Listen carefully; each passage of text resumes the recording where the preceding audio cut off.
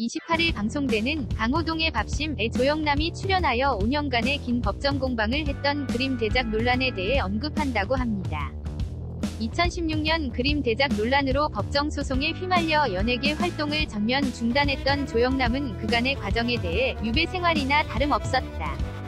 혼자 집에 있으면서 배운 것이 많다고 고백하였습니다. 가짜 화가로 남고 싶지 않았다는 조영남은 외롭고 힘든 시기를 겪으니 누가 진짜 친구인지 알겠다. 며 변함없이 곁을 지켜준 친구들에게 고마움을 전하기도 했습니다. 조영남은 1945년 생으로 76세입니다.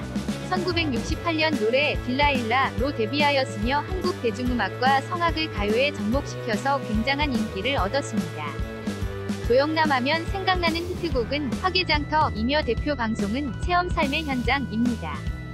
2006년부터 2016년까지 라디오, 지금은 라디오 시대 DJ를 맡았습니다. 은퇴 후 화가로 활동하고 있으며 화투 그림으로 개인전도 여러 차례 열었습니다. 그러나 조영남은 끊임없는 사건 사고로 대중들에게는 범죄자 수준의 좋지 않은 시선을 받고 있습니다. 조영남은 첫사랑부터 두 번의 결혼과 이혼까지 평생에 걸친 자신의 사랑 편력을 그대로 드러낸 어느 날 사랑이 란 책을 출간하기도 하였습니다.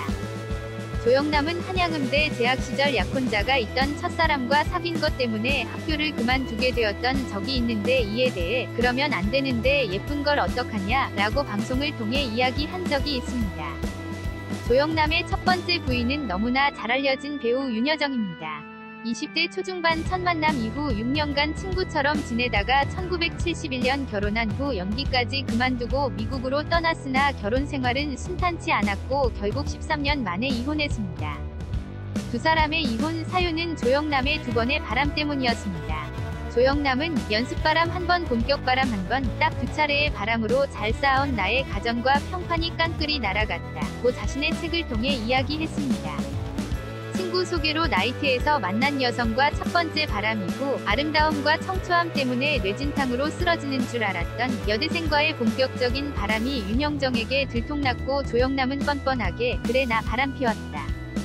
봐줘라 라고 하면서 아빠 남편 노릇 다 할 테니깐 사랑방 하나만 내줘 라며 같이 살자는 제안을 했다는 사실이 밝혀지며 모두를 경악하게 하기도 하였습니다.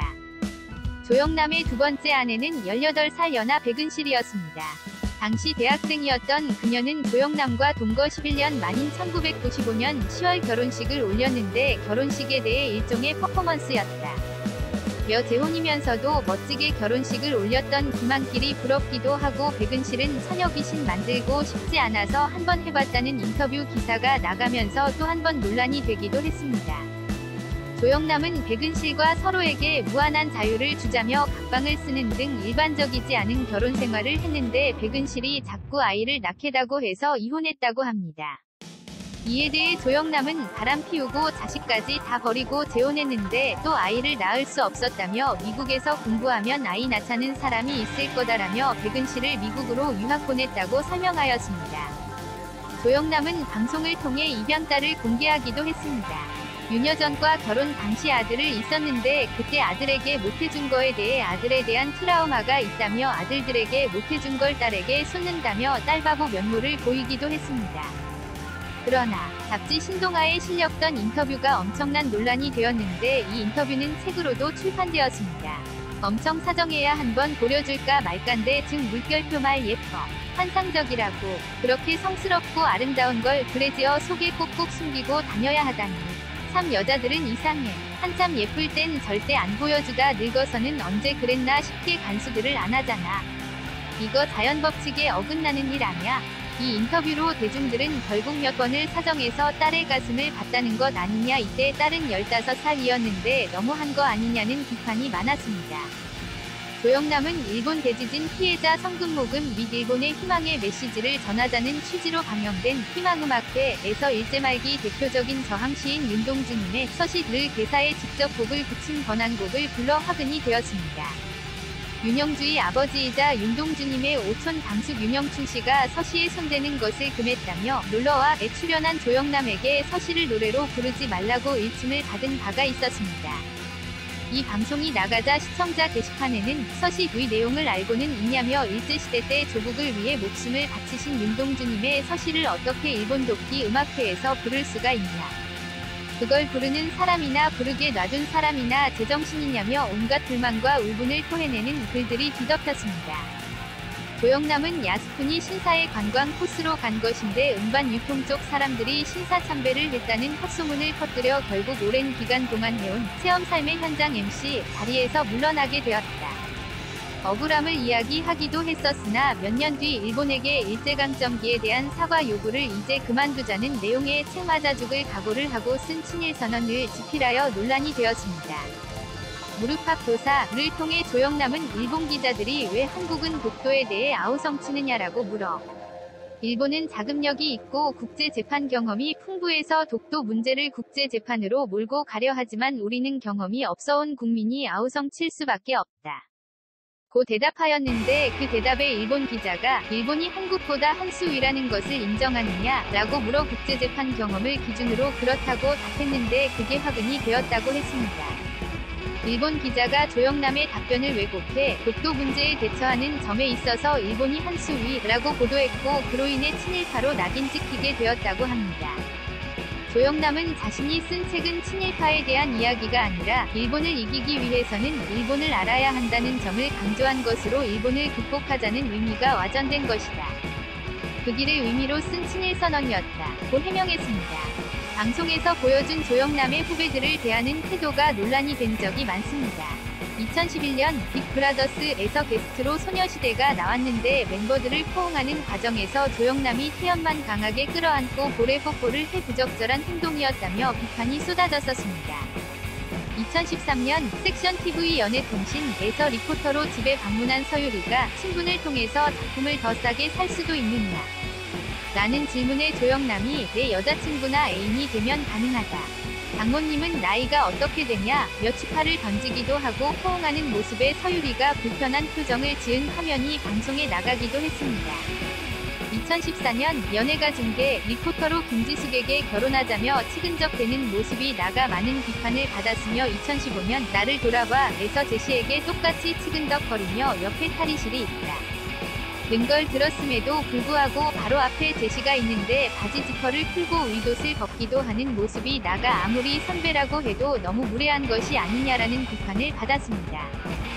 2015년 그루의 명곡에 출연한 마마무에게 그룹 이름의 뜻을 묻더니 혹시 엄마가 없단 소리예요 라고 생각 없이 말해 논란이 되기도 했습니다. 2015년 나를 돌아봐 녹화장에서 지각을 했는데 적반하장으로 엄한 송혜 매니저 조우종을 구박해서 송혜가 화가 많이 나 결국 송혜에게 무릎을 꿇고 사죄한 일화도 있다고 알려져 있습니다. 2011에서 2015년 조영남은 특유의 화투짝 그림 이미지를 무명화가 송기창에게 대신 그리게 하고 자기 작품이라고 말하며 그림을 팔아 1억 5천여만 원을 받은 사실이 2016년 5월 검찰 수사로 드러나면서 사건이 불거지기 시작했습니다. 조영남은 대작 화가에게 화투 그림을 그리게 한 뒤 자신은 일부 덧칠만 해 20여 점을 팔았고 조수를 썼다. 는 사실을 고지하지 않고 억대 수입을 올린 것에 문제를 삼은 검찰은 사기죄로 기소하며 법정 공방이 이어졌습니다. 조영남은 작품의 90% 이상을 그려준 것은 사실이지만 이것은 미술계의 관행이라고 주장하며 미국에서는 조수를 100명 넘게 두고 있는 작가도 있고 우리나라도 대부분 조수를 두고 작품 활동을 한다. 직접 마지막 붓터치를 했고 사인을 했기 때문에 제 작품이라며 자기 아이디어를 담은 작업을 조수에게 시키는 것은 관행이다라고 항변했습니다. 2017년 1심 판결은 유죄였습니다. 징역 10개월 집행유예 2년을 선고했는데 이는 그림 작업을 주도한 이가 대작 작가였다는 사실은 작품 거래 과정에서 가치 있는 정보인데 사전에 알리지 않아 구매자를 속였다. 며 사기 혐의를 인정한 것입니다. 조영남은 항소했고 2심 판결에서는 무죄로 판결이 났습니다. 그림의 핵심은 조영남의 아이디어고 대작 작가는 기술 보조에 불과하며 조영남이 홀로 모든 그림을 그렸다는 신작 여부를 중요한 구매 정보라고 단정할 수는 없다라고 판결이 난 것이었습니다. 대법원 판결을 두고 이례적으로 공개변론 자리도 마련되었습니다.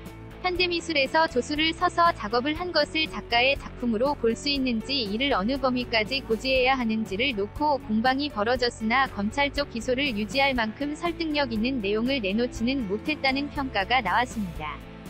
대법원은 최종 판결에서 사법자재 원칙을 강조하며 2심 판단에 손을 들어주면서 결론적으로는 무죄로 판결이 났습니다. 무술품 거래의 경우 법률을 기계적으로 적용할 것이 아니라 관련 전문가들의 의견과 관행을 우선 존중해야 한다는 점이 강조된 셈이었습니다. 이 결과로 인해 작가의 독창적인 발상이 인정되면 실제 작업은 다른 이가 해도 자신의 작품임을 주장할 수 있다. 는 판례가 세워진 부분으로 미술계는 당연한 결과라고 하면서도 연예인 작가들이 작품성에 대한 성찰 없이 작업하는 관행을 키울까봐 걱정된다. 며 홀로 화풍을 닦아온 전업작가들은 좌절감을 느낄 수 있다며 우려의 목소리가 나오기도 했습니다.